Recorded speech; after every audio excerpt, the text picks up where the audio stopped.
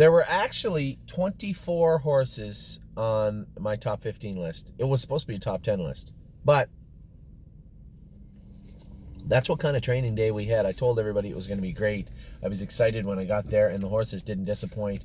It was, looking at the long-range forecast, it was one of the only days we're going to have over the next 2 weeks where we could really cut them loose. I really wanted to get a look at them. You know, they've had a lot of work into them. We had the open house, but I didn't get to see them go. And there's a couple I wanted to jump up and go with and see how they were.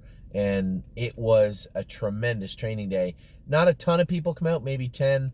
Obviously the usuals, the usuals were there, and I hope they were you know, as excited as I was, because it was quite a treat. I was very impressed with a number of horses, and some that are going to surprise you, I think. So we have a top 15 list. Before we get to the top 15 list, I forgot in my opening to congratulate Mario Bergeron. I know a lot of people out there, you know, Mario was left with the Ontario breds, and because he'd never really trained horses in that capacity of training before, although he'd worked with his brother and his father his whole life and a number of other trainers, he was never in charge of a stable of that size before. So a lot of people got down on Mario a little bit, as they did when we hired everybody else, and this is nothing new, but this is human nature. I don't blame anybody. Mario went in, did his work, works hard, and really wants to see the horses do well all the time. And that's what we need, right? I want the horses to work hard. I want our employees to work hard, but I want them to care also, right? Because I care. But I care for a different reason. I mean, I care because I want to do good, but I want to see everybody do good and have a great time at thestable.ca. But Mario Bergeron cares about the horses. He was nominated for a Horsemanship Award. Now, people might say, well, how is that possible? Horsemanship Award is awarded to people that still train and drive. Not a lot of those people around, right, that do it anymore. I don't technically train and drive. I'm not down as trainer on anything other than qualifying day. But Mario does. And I was very proud of what he accomplished this year. A lot of people said, you know, he's a driver, he's not a trainer, which is incorrect. The guy has a wealth of knowledge, and he did pretty good given the horses he has. And it's not that he had bad horses, but we had grassroots horses. It took us a couple of weeks to figure out they were grassroots horses. Some of them might have been able to do more, but I think, one, he treated them well. Two, we had a decent year. And three, most importantly, I think we have a bright future. You look at horses like Wiggle Delight, who looks good, Enduring Strength, he looks fantastic. I saw him in the barn yesterday. And then Canadian Titan, who I believe is going to have a breakout year at 3. I think she's going to be one of our better horses right here in Ontario. And I know I'm missing a lot, but, you know, Capistrano was down with Harry, and Need Your Opinion was with Kevin. But in Mario's barn, I think he had a pretty good year, and I apologize if I missed something. But it's a little impromptu. I mean, I felt bad because I didn't mention the accomplishment of just being nominated for the O'Brien Award, but I think he's going to win it, and I hope he does. I just, as I said,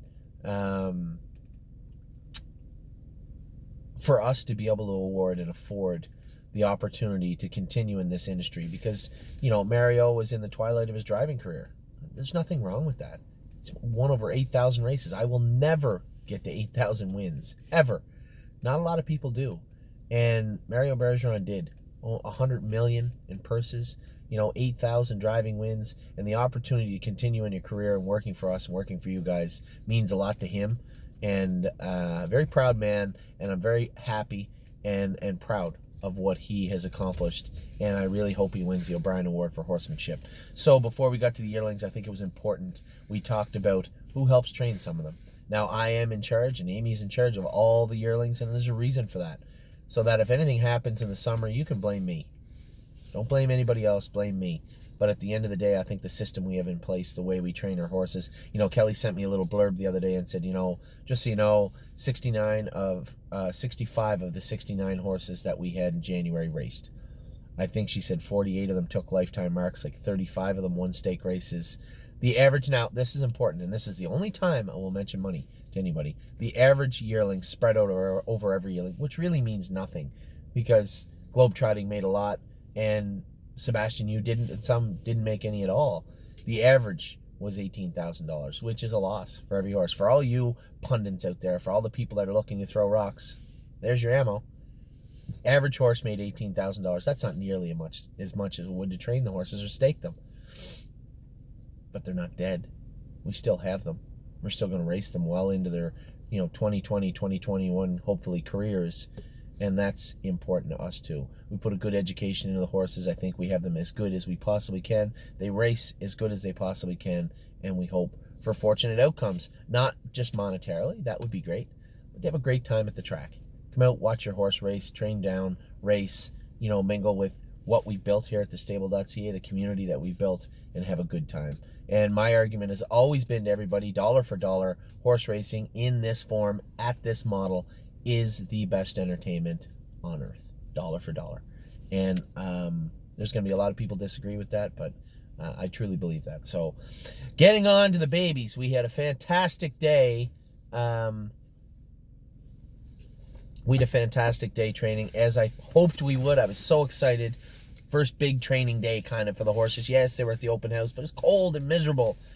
I wanted to get them on a good track, no wind, -3, so the track had a little snow on it, but they were ready to roll, and a couple of them really jumped up. Number 1, take a minute to think about it. He's a pacer, I'll give you that, and it's a gelding. So you think of all the pacing geldings, and it would take you a couple of minutes to come to Roy Hill. Roy Hill, I told everybody at the open house, watch this whole course. This is a big, powerful pacing colt, and he's well-bred. He's got 3 generations of hard racing fillies and colts in all 3 dams. This is a horse I'm not surprised looked as good as he did yesterday. He felt like I could have went a mile in about 2:20 with him. I went a mile in 2:40, I believe, or something. And you're rarely going to hear me talk about times, but it's not the time that was impressive. It's the way he did it. He commanded, I rolled him to the front. He was attentive. And when I called on him in the last quarter, he was loaded with pace. Roy Hill was the standout for yesterday at the stable.ca. Anybody that was there can tell you the same. Larry, one of our clients, had mentioned to me after. He said, "Who's the aged horse you had in with the babies?" And he looks like a 3-year-old. He's a big boy, and this is a horse that you can't help but watch. You don't need me to talk about him. Wait until we drone all winter. You're going to see what I'm talking about. So Roy Hill was easily number 1 for yesterday. Number 2 may or may not surprise you. GW Chrome, and like Carry a Big Stick, have turned into horses that now get it. They understand what you're asking them to do. They're not being crazy on the track. They like their work. GW Chrome struggles in the turns a little bit. By that I mean he can't accelerate, and I don't know if he will. So what I'm going to do is we're going to put the trot and hobbles on him, because I guarantee you a horse like GW Chrome will love wearing them. He likes to go fast, and that added comfort level in the turns with those trotting hobbles, I think this horse will explode forward. But GW Chrome was loaded with trot. I just kept him out in the 2-wide path in the last turn, let him creep in a little bit, and when I asked him to trot down lane, I had to shut him down. Now, Eternity Road was flying on the end of it, but I had GW Chrome shut down good. James loves Eternity Road. James owns a piece of Eternity Road, something I do not. And Eternity Road, I only put him behind GW Chrome because GW Chrome beat him. Now, we were trotting hard under the wire, and GW Chrome made a break in the turn by the road. That's a difficult turn to go through. Not for Eternity Road, but definitely for GW Chrome. But I think, as I said, once we get these hobbles on this horse, watch out. Eternity Road and both GW Chrome trained together and looked astonishingly good. The horse that was good also was 3rd, War We Welcome, but she's below another horse I'm going to tell you about right now. I don't really know if I need to tell you about it. This is a horse that was sent to us by a friend of mine, and you're going to hear more about this in the coming days, this partnership anyway. Steve Palermo is a good friend of mine, and we've become good friends over the last 2 years. Just a good guy that loves the races. And he bought Barbie's Crown on his own, and then sent her here and asked me to buy half of the filly with him. I did. I hadn't sat behind her since the first day I went with her. We had a big curb crowd. I really didn't know how she'd be, and I didn't tell you, Steve, how she was. But I cut her loose yesterday. Oh my God. This filly can fly. This is a wheeling and dealing filly. She was very, very good yesterday. I'm not sure. She's in the top rung of horses, and we have a lot of really nice trotters and pacers right now. But Barbie's Crown showed me something that I didn't see coming yesterday. She looked exceptionally well. And I told you, Steve, to come out and watch the horses train, but no, couldn't get up, couldn't come out to the training center on Saturday, and you missed out because Barbie's Crown looked incredible. As I was saying, she just jumped ahead, just a hair of War We Welcome. Just for yesterday, War We Welcome, Mario was very conservative with War We Welcome, and I had GW Chrome and Eternity Road and her trotted right to me down the lane. They were both flying on the end of it, and War We Welcome, not surprising, this affiliate that I told you we're going to be talking a lot about all winter long, but just surpassed a little bit by Barbie yesterday by the way she worked. And I'll tell you what impressed me the most. So I come back to the barn, and if any of you have been to the barn, Deb Tonkin takes care of horses. She loves horses. She loves taking care of horses. And she takes care of Barbie's Crown. Now, Barbie's Crown was pacey, and Steve will remember this, pacey when she started out. We added some weight. Then she popped a big curb left hind, I believe. We had it crowd and gave her time. Mario protected her training and an open house day. And then I cut her loose yesterday, and I come off the track after the next set, and Deb said, "Oh my God, Barbie." And I walked in and I said, "What's wrong?" "She's blowing her head off." And she was blowing. Now this is what's important. She might have been tired and she might have been blowing her head up. By blowing, you mean, she was working. She was trying to catch her air. But I had trouble pulling her up. I went a mile and then another half, which was hard for her. And I had trouble pulling her up after that. She really wanted to keep going. Pulled her up, walked her back. I had no idea that she was blowing like that. We come in the barn and I said, "You know what? That even impresses me more." And she said, "Why?" I said, "There's nothing wrong with getting tired. This is hard work. We're trying to turn these horses into athletes. This is hard work."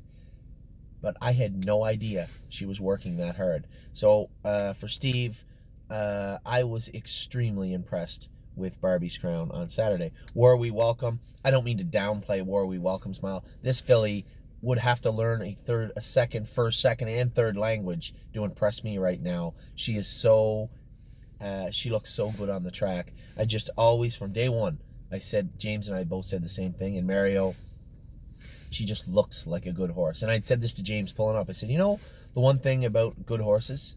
He said, for the most part. He said, "Yeah, what's that?" They usually look like good horses. And Eternity Road was the horse I was mentioning to him, but War We Welcome and a couple of the other horses fall onto that, where they just look like good horses. I'll be the first to admit, Barbie's Crown is not an Adonis. She doesn't look like a great horse. She looks athletic and lanky and tall, but what she did yesterday was impressive to me for a number of reasons, and not even what she did on the track was the most impressive. The fact that she was that tired, yet finished up the way she did, that's impressive. Next was another horse that ended up beating me. I had Momo. And Momo was very strong, but struggled in the turns. Now, the track was snowy. She wears a razor pad in her right front foot. I think she was just slipping, and she did struggle a little bit through the turn. She needs a head pull also. I made a break, cut the line, come up the inside of me, and drove away down the lane. Mario had said he loves Cut the Line, loves how she does her work, and she really did look impressive yesterday. Cut the Line, the Better Than Cheddar sister to Brush Cut, looked very, very good. Now, a horse that I've been waiting to, because she's looked great all along, but I haven't heard from her much in the last 2 weeks. Mama Knows Best. Now, Mama Knows Best, Disco went with her yesterday, Mark Isabel, and I had That's My Girl, and James had Miss Meringue. We got away in behind Disco the whole mile. I moved That's My Girl a couple of times in the mile. The fact that she can do Mama Knows Best was bought in end of August, September. That's My Girl was bought 3 weeks ago. Or she came to us 3 weeks ago. So That's My Girl was super impressive. She's way down in 13th. Talk about her in a minute. We're talking about Mama Knows Best. Mark put her on the front end, and it looked like going down the backstretch that she was starting to get a little tired. And I said, maybe he's going too much with her. I moved out of the 2-hole. James followed me out. A couple of the other horses made little breaks. Not a big deal. In the last turn, I said, I'm just going to blow right by him. And we were trotting hard on the end of it. Harder than That's My Girl should have been able to do. Miss Meringue was coming also. She looked great. Mama Knows Best hung on and kept them at bay.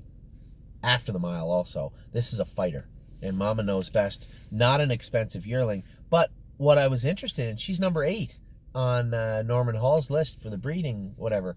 So good for her, for the people that bought into her.